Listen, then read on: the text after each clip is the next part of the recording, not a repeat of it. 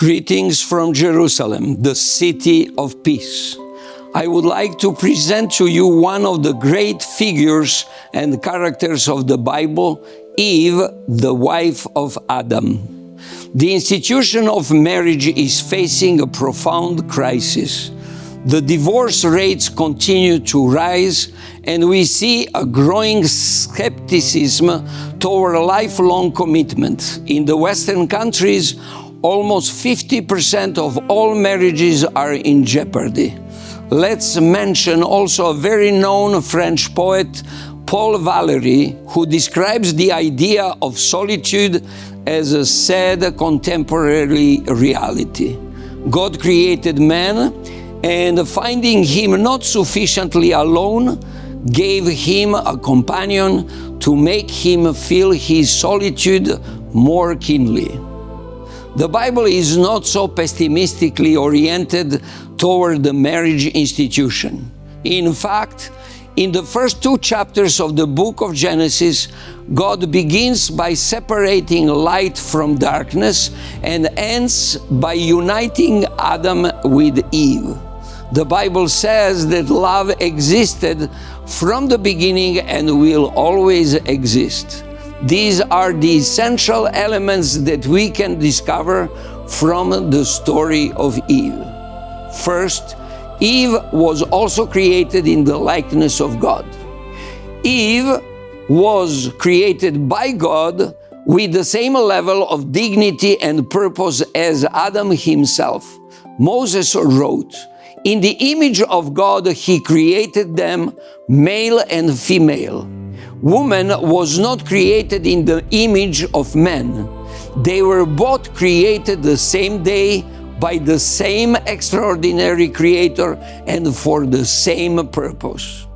The creative action of God confirms his will to see the success of the first couple.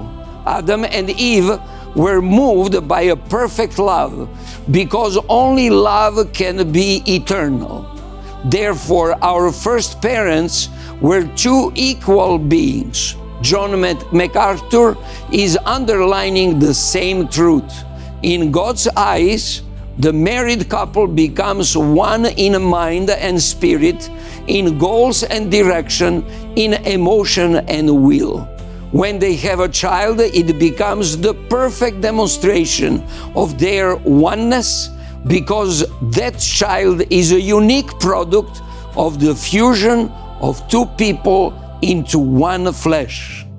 Look at the structure of the end of Genesis chapter 2.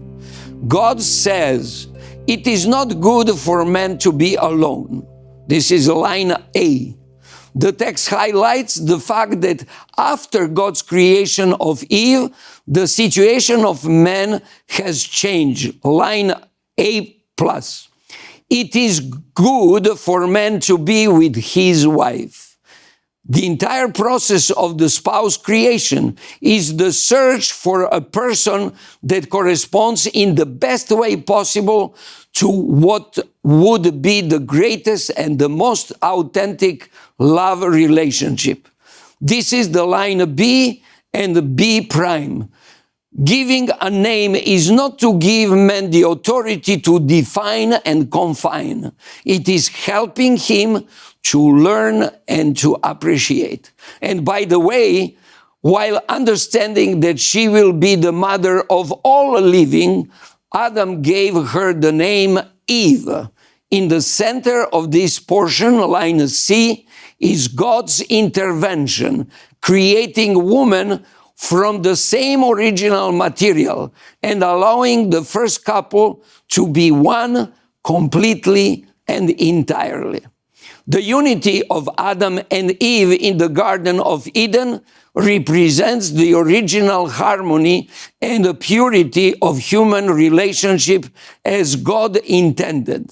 The last verse of the chapter 2 is a surprising announcement.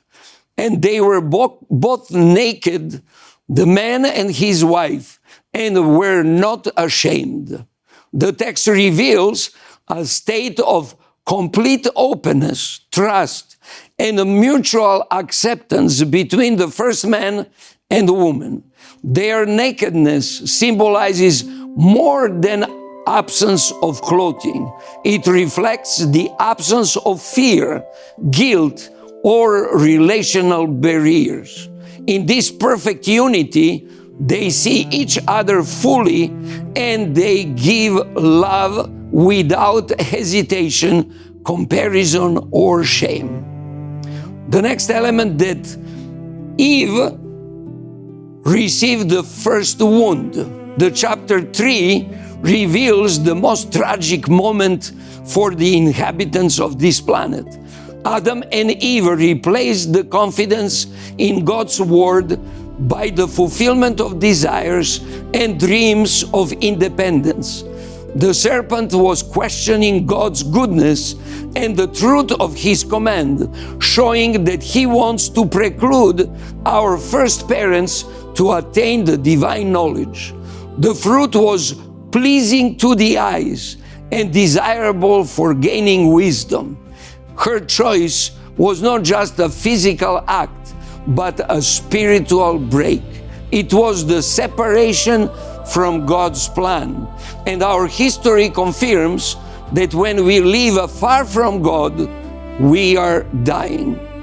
But there is another element. Eve is also the first hope. The most important vision of what happened in the Garden of Eden is God searching Adam and Eve. Where are you? Man is wondering, he is wounded, he broke the relationship, but God is in the business of restoring. Man is filled with shame, with his mind confused from the fear of punishment, but God is acting for the reconciliation, covering their shame by providing clothes. He is listening and pronouncing the words of healing.